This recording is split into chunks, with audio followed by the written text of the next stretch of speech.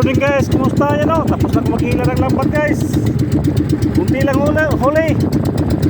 Madumi kasi yung lambat. Dito ko sa malalim. Kasi may yung isda. May pa yung buwan. Pa yung saka yung isda. Hirap ulit pag yung buwan. Maliwanag. Maliwanag masyado guys. Kain tayo guys, kilaw. Yan o, ito. Kilaw guys. Kilaw.